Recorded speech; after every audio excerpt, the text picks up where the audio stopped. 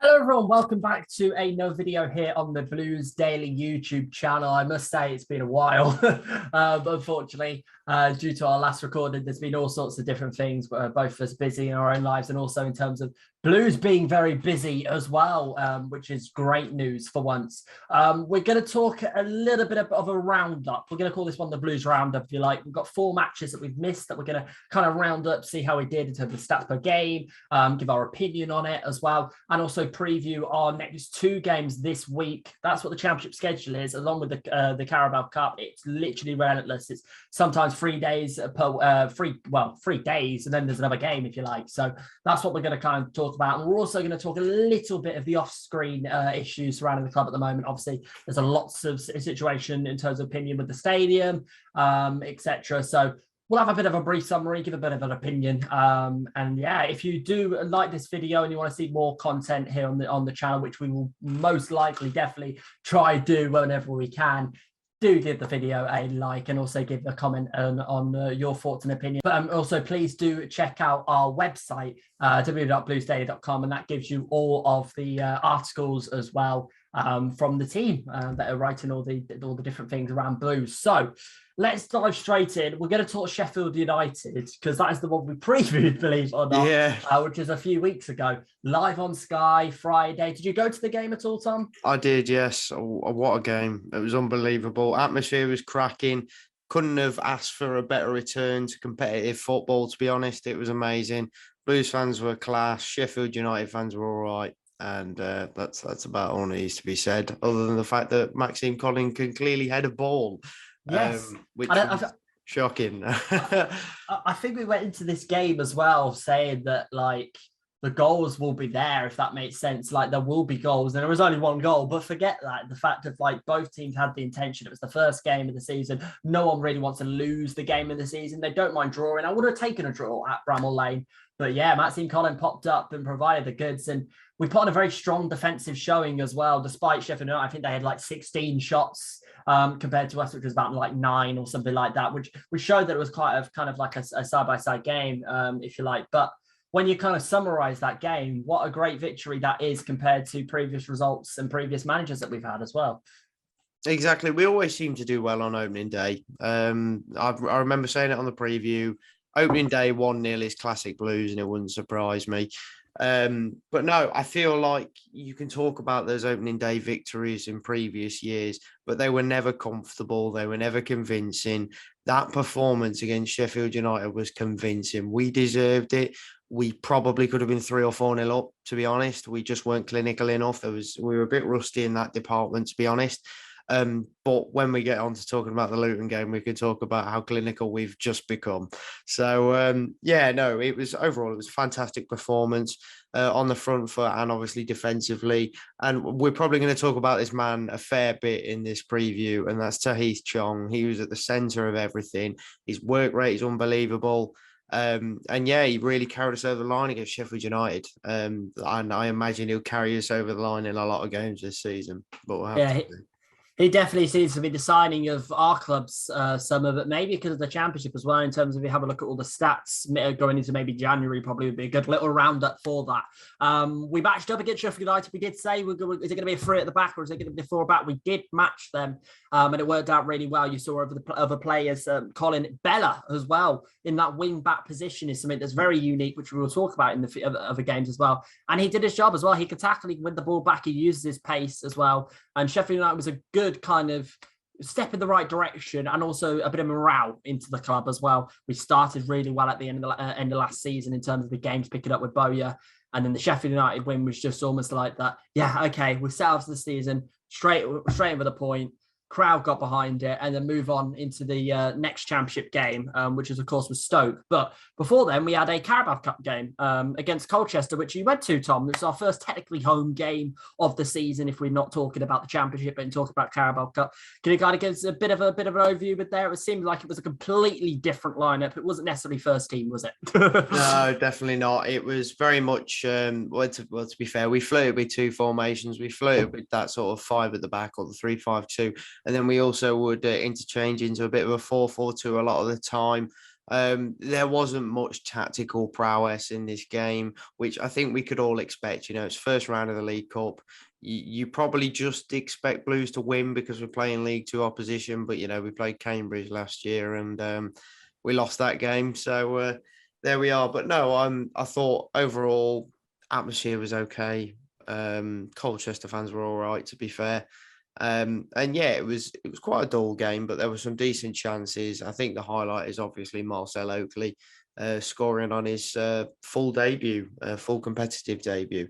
So very, it's great for him. Good boost. Hopefully we can see him maybe in and around the first team at some point this season, whether that's later towards the end of the season. It'd be great. Even Nico Gordon as well. He showed what quality he's got. There are a few players that I felt disappointed in that Colchester game, but there's still plenty of time for them to sort of right those wrongs. In fairness, Sunjic was quite poor in that game, but has since gone on in the first team to show that, it's still there. I think everyone was just having a bad game that day, but we still managed to get the win. That's all that mattered. And yeah, I was surprised at how poor Sanchez and Graham were, but they just didn't look quite necessarily there with fitness. Anike didn't get much service, and yeah, that probably wasn't a great game for Lico either, but he's certainly improved over the last couple of games. Obviously, he just needs that goal, let's be honest. So yeah, but I was really disappointed with Castillo mainly. I feel like I expected more from him. Hopefully we can see a bit more from him, but from what I've seen so far, I'm not very convinced. No, it's a sad one, really. Obviously, Marcel Oakley, we'll have a little touch on him. Fantastic for him to get his goal and kind of get that moment for him. But yeah, in terms of Castillo, going forward in terms of a few games, he hasn't really featured. It's been better in that kind of wing back position that Bowyer's fancied. And you start to think, are we going to have a Jan Valery situation again with Castillo, unfortunately, where it just doesn't quite work out, where he has the potential, but it just doesn't fit what the manager wants. And that's the end of the day. They are a loan player, so some managers prefer their permanent players, and the loan players is backup for injuries or anything like that. So we would have to see from that. We move forward to our first home game of the season. Obviously, the disappointment thing is the stadium. We don't have the Tilton and Cotful out, and you've got to think maybe the result would have changed the game from that, because it was a very traditional long ball, two proper tall teams fighting it out with Blues and Stoke. Michael O'Neill doing the exact same comment as he did last year, was saying the ball was out of play so many times and there were so many long throws from the innovators of the long ball, may I just say, from Stoke City. But saying that, he does like a little whinge. And to be honest, the game wasn't the most amazing. There was obviously that goal, which was offside in the end, wasn't it, by Gardner that put it in. But you were there, were you, for that one? I was there for that one, yeah. I was lucky enough to be one of the few from the ballot. Yeah. So yeah, it was good for me. But honestly, the game overall, it was sort of what you expected with Stoke and Blues. Very much a physical game, matching each other up very well, and it never looked like anyone was going to win. It just looked like it was destined to be a 0-0. However, there definitely could have been a goal. I'd say Blues had the best chances by far, particularly Scott Hogan. Again, wasn't quite there to that sort of clinical level, but hopefully now, obviously, he scored against Luton. He can kick on from there, but we'll touch on that in a bit. So yeah, no, it was just a very physical game, dull, 0-0. I think the most heartbreaking part was the atmosphere, like you said. And I don't think any Blues fans would disagree with me in saying that it was soulless. It was soulless. There was nothing like, you'd see certain fans just dotted about that were trying to get something going, but you can't. You just can't. Everyone needs to be in their usual places, like we should be, like we've paid to be, and we're just not. And I do think our home atmosphere will affect us on the pitch this season if we don't sort it out sooner rather than later. Really do. Yeah, I definitely think you're right. And also massive thank you to Elliot Yates, who stood in for me that week for the Blues preview for the Stoke game. And yeah, I think like he was saying as well, it was going to be kind of like a very similar style. There wasn't necessarily going to be a team that would either grab it and then absolutely play them off the park. It was going to be a very much of a battle, and that seems what it was. But in terms of Blues, it was not a loss. It was a draw. And again, from a win and a draw, 4 points from the two games. Stoke are in good form as well. Yes. Yeah. Happy days, and we'll take that. And then we move on, unfortunately, again, back to St Andrews for our first loss of the season. And this was a mixture of emotions for me because it was almost like what Bowyer said in his pre-match, his post-match interview, where it was like, I'm not mad that we've actually lost it by not necessarily one, but even 2 goals. It's the fact of we actually should have got something from the game. Really, there was chances from both ends. I think the stats were like quite similar as well. I think it was like 9 on both sides actually as well. But Solanke, he is a typical player for Bournemouth, and he's clinical, and that is what Blues were missing. He's everything we miss. It was. We weren't clinical at that time without previewing into the Luton game, and obviously Jen Nanty, very good for him as well. Young forward for Bournemouth, up and rising, so fantastic for him to get the goals. But this was one where it was almost like we absolutely kind of battered them for about 60, 70 minutes off the park. Had really good possession of possession. The lineups was interesting as well because it went back to the free back, I believe Bowyer as well. We haven't really got a situation in each game where it was like, right, Bowyer's going to go with this formation each game. He kind of likes to match up and kind of get his own kind of improvisation of the squad. And again, Chong was the man just kind of stretching the Bournemouth defence. And this seems like it was kind of like, when you look back, it was like, okay, as a missed opportunity because actually Bournemouth had quite a lot of players out. Like you talk about Brooks, Danjuma went. There's quite a few players that didn't start, Lerma, for example. So, as a roundup, were you at that game as well? By the way, no, I wasn't. No, so because obviously the Stoke one, yeah. And that's another off the field problem where season ticket holders can't go to every game. But hey ho, what can you do? Instead, I have to pay a tenner to watch it on Blues TV. Yet realistically, you'd think they'd make the game for free if you've not been selected, but clearly that just doesn't occur in the game. No, it doesn't. A quick little shout out to Matej Sarkic, who had a very good game actually against Bournemouth, despite conceding the 2 goals. He was was really good. And it has been recently as well. There was that time the hiccup, I think, was Colchester. I don't think he played amazing against Colchester, but he has started to improve. And that now moves us on to 5-goal thriller at Kenilworth Road. When I was working, so I look at the score sheet, and my mate's watching it in the back, and he's in the stock room, and he's like, okay, there's a goal that comes in. I was like, okay, 2 goals. I was like, all right, 2-0, fair enough. Then 3-0, 4-0, 5-0. You just couldn't believe it. You're like, what the hell? What is this Blues? And then you watch the replays of the goals, etc., and they were quality. We played them off the park. We literally played them off the park. And actually, believe it or not, Luton had 11 shots. So they had a lot of shots, and we just had 20. And it was just very much a counter-attacking game. One of this, I bet you wanted to go to as well, unfortunately, but just couldn't quite get the option. I couldn't get a ticket, but either way, I ended up being at work. So I would have had to have chose between new job, Luton away, and then I'd have been annoyed if I did actually get a ticket and didn't go. So I'm slightly see it as a blessing in disguise that I just missed out on a ticket because obviously it sold out at gold, and I'm just here down at silver, like. Please come down. But yeah, no. So there's positives and negatives, but what a game. 5-0 Blues. Rare you see it happen, let's be honest. Have to go all the way back to Fulham away in 2015. I believe could have been 2016, but I'm pretty sure. Or even the Leeds one actually at home, the 5-4. That was insane. There's been so many games, obviously, that you can make. Exactly. But I think Hogan actually deserves a lot of praise for this. A lot of people gave Chong, because it was just Chong tearing them apart, as we say in the song. Yeah, he's been the best signing, I think, for the summer in God knows how many years for Blues. Like, he's just been that one. There's always that quote on Twitter. It's like, a player you do not want to fall in love with that's a loan signing. And it seems like Steve Chong already. I can't wait to cry. Yeah. Man United, please, we'd love him. We'd love him. It's not going to happen. But Scott Hogan, no matter how he got the goal, he got 2 goals and he's a competence player. And you've got to think, hopefully now this is the boost for Hogan to really step up and be that player that we saw. He has to. Pre-lockdown, to. We know he can do it. It's just keeping that momentum. Obviously, came off early in the end because he was suffering with illness anyway. So to play like that when you're ill, fair play, mate. But no, he just really need to kick on here from now, because I do feel like this season is sort of a last chance for Hogan.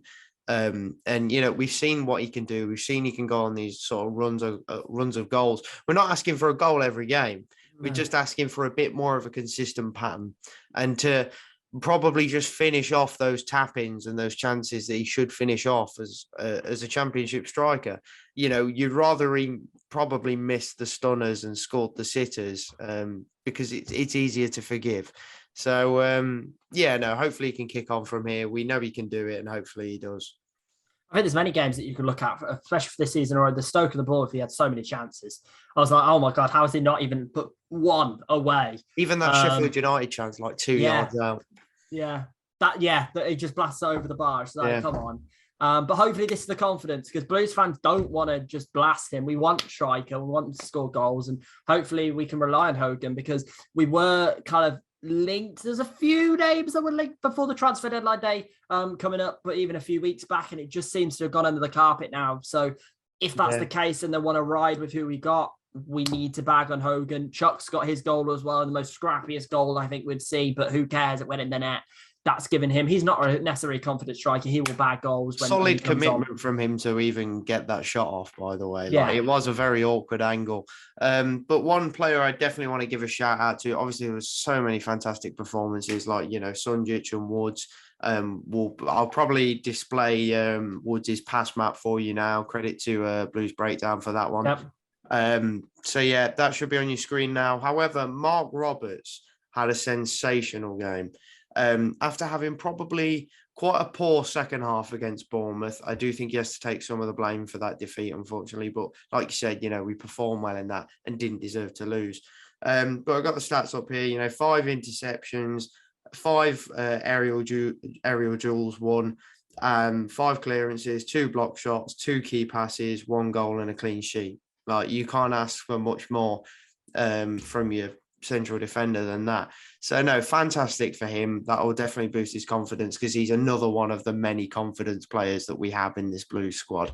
Credit where credit is due for Mark. And it shows as well, actually, in the EFL Sky Bet Championship team of the week, there was a few Blues players in there. I'm trying to get it up now on my computer as I speak.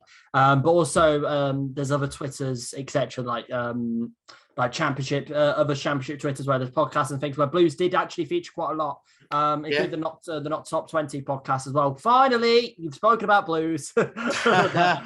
I'm joking. We'll give you a bit of stick anyway. But yeah, we had 4 players in the championship team of the week: Hogan, Sunjic, Roberts, and Colin, based on that Luton victory. And Lee Bowyer won the manager one for that week as well, which is great. It's all we can ask for. Whether we won 2-0, 5-0, 6-0, 7-0, 3 points was what was needed, and we got there, which actually now in the table puts us only after a certain amount of games, obviously, puts us into 8th position, which is something that's not bad. It's not bad at all. Our points per game, realistically, our points per game, even if you take away those 2 losses where we played the kids back end of last season, realistically, we should be top 6 with those sort of stats. Honestly, I would take a comfortable mid-table, but if we can keep this sort of consistent performance up, then there's no reason why we shouldn't break into that top 6. It certainly looks like it's possible, but I don't think we will. I obviously do think we'll miss out. But no, it just depends on January editions as well, and who we can bring in before the end of the summer window. And how it affects the squad dynamic. So we'll see. But it's always great when you hear your manager say that's the best performance he's ever had from one of his teams in his managerial career. And obviously, 53% possession, 20 shots, 9 on target, and 5 scored. Excellent response to the Bournemouth game. And also, Twitter was a bit toxic before that win as well. It's a lot of people sort of disagreeing. There's a lot of negativity because obviously Blues aren't communicating. They've gone from communicating everything to communicating nothing. But no, that win really got everyone back on side and really lifted the mood around Blues, and it's great to see. Yeah, I'm just looking at a website now, Footy Stats, which basically kind of summarizes all the championship stats from all the teams, etc. Obviously, it does show for 4 games that our away form is what's going to ride us this season. Obviously, it's only 4. I have to say it's only 4 games. Let's summarize this after 10 games and see how we're doing. But we actually do have the away game against Barnsley coming up on Saturday the 28th, which is this Saturday. Before that, we do actually have the Carabao Cup tie. Hopefully, it's a good game actually against Fulham. A lot of the youngsters probably might get started, but it would also be good to see some newbies as well. Dion Sanderson is recovering from an injury. I don't know if you could feature tomorrow, but is there a certain amount of players that you'd like to see tomorrow against that clash against Fulham? Because Fulham obviously is still a top championship side. They all want to rotate as well because of the way the championship schedule is relentless, is it? Exactly, yeah. No, they will, and they've got a lot of squad depth, to be fair, Fulham. There's plenty of quality they'll be able to field. Realistically, on paper, Fulham should win, but we do seem to do quite well against Fulham in general anyway. So obviously, I want Blues to win. It'd be nice to have a cup run. I remember the FA Cup run we went on under Pep. You know, that last away game before lockdown, Leicester away, was one of the best away days I've ever been on, and we lost. But I don't care. The atmosphere was so good, so good. So yeah, no, it's an interesting one, really. Hopefully, we can see some good youngsters. Personally, I'd like to see Simmons play.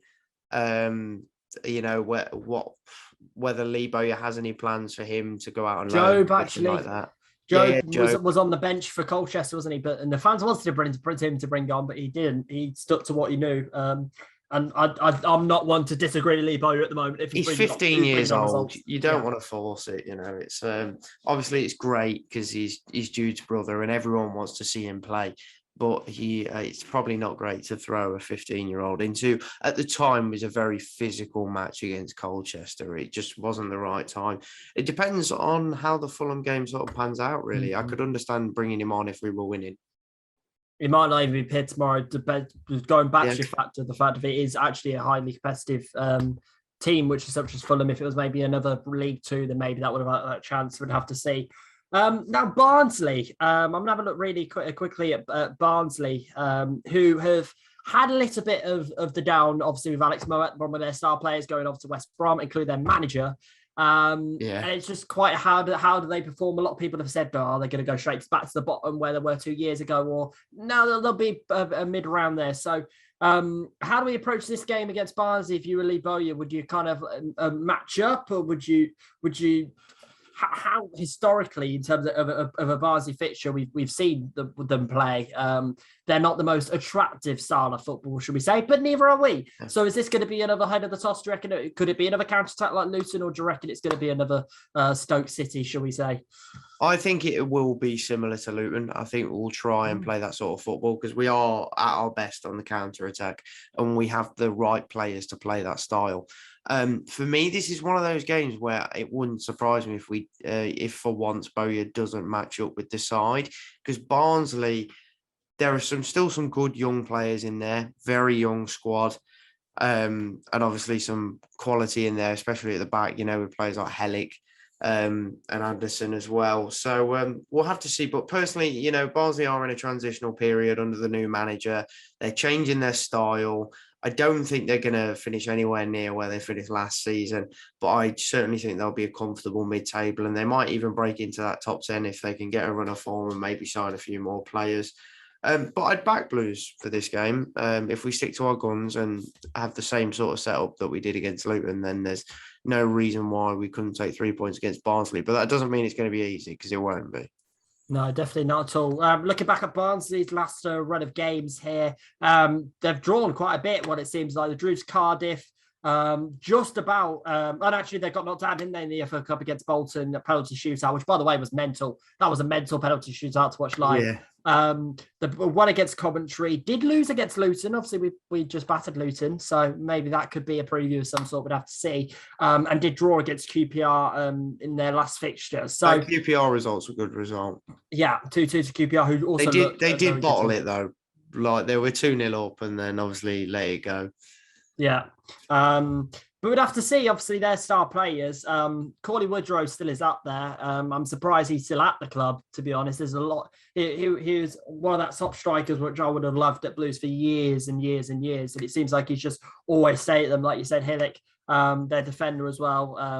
Callum Styles as well. Callum Styles, yeah. They've got so much quality, actually, at the club for Barnsley. So, it's going to be quite an interesting game, to say the least. But yeah, that'll pretty much kind of wrap us up, really. I'm just seeing we've got some stats here that are worth mentioning here from footy. Obviously, we know that obviously our away record is slightly better so far from the overall 4 games. But interestingly, our XG, we are nearly at 1 goal per game.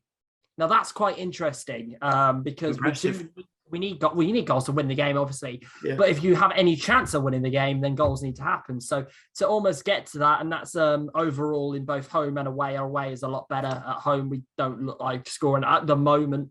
But who knows? Let's see if that changes because our next home game is actually on Sky Sports. It's going to be against Derby. Derby have their problems at the bottom, but also Blues got battered by Derby for the same way Rooney's side last time, which gives us nightmares. So we'd have to see how that one goes. And also they need to fix the stadium because exactly. They need for Sky. They want to have a full stadium. Let's be honest, they're not going to fix it. We all know they just keep it lingering. They'll leave it till like an hour before the game. Sorry, lads, stands are closed. If you started making your way, bugger off back home. No. So Blues need to say something. If they know, they need to tell. It's not fair. Hopefully they can sort it out because they said they would, but it wouldn't surprise me if it's another failed promise. They have all this communication that they had previously in the post and they promised us. I think that's the disappointment for Blues fans. The fact that you promised it, deliver it. You're not going to deliver it, then it's just going to be bad news. And we'd rather hear the bad news than not hear the news, if that makes sense. So, but yeah, that kind of does it for this Blues, the Blues roundup.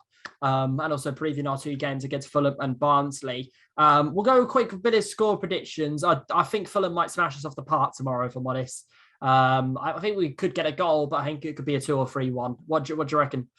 I'm going to say 4-0 Fulham. Oh yeah. I'm not fancying us tomorrow. I don't think we'll play a strong squad because it doesn't matter to us. But if it's not a strong squad, then that at least doesn't give them morale, because I know that Bo, you said it was against the Stoke game where he was 100%. Disappointed in a lot of the first team players, and he just said like, I've rotated for a reason. But talking into Barnsley, I do fancy us, and I do fancy us a clean sheet as well, actually. I'm going to go with 2-0 away at Barnsley, and that'll be a great result for Blues, definitely. Yeah, definitely. I back that. I think I'm actually going to say 3-0 Blues, to be honest. Ooh, optimistic. Very optimistic. I think we're going to go on a good run of form. It's obviously not going to last forever, but I do think we'll go on a good run of form. Whether that's just away from home, who knows? We'll see. But I definitely fancy us. But Barnsley is still looking for that first win, and they'll probably see this as a decent opportunity. Yeah. And I think when you look back quickly at the fixtures, really, the next ones that come to mind are hopefully winnable games. You've got Barnsley, you've got that Derby, you've got Peterborough coming up. Fulham as well, we're still going to play in the Championship. That's going to be a tight game, but we also do not do bad against them before home at Preston and then away at QPR, which could be there. But that's going into more September, end of September into October. And we will give you more of those preview when those games start to come. But nevertheless, Tom, thank you for this. Thank you for being here once again for this kind of weird roundup as such. Let's hope not to make 4 games into one video at its time. And make it get some.